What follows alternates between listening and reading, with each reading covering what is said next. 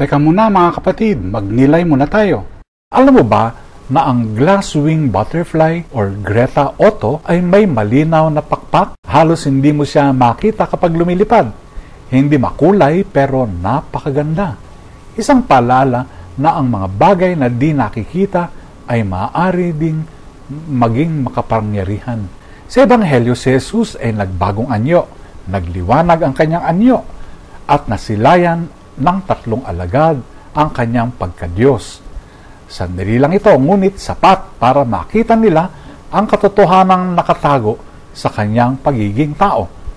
Sabi ni Daniel, ang anak ng tao ay tatanggap ng walang hanggang kapangyarihan, at si Pedro ay nagpapatunay, hindi ito kathang-isip. Saksi sila sa kanyang kaluwalhatian. Ang pagbabagong anyo ay paalala na ang Diyos ay madalas nakatago sa karaniwan, sa tinapay, sa krus, sa kapwa. Hindi kailangang makislap upang magliwanag.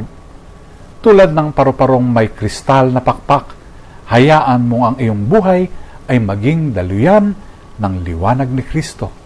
Kahit tahimik, kahit simple. Pagnilayan po natin ito.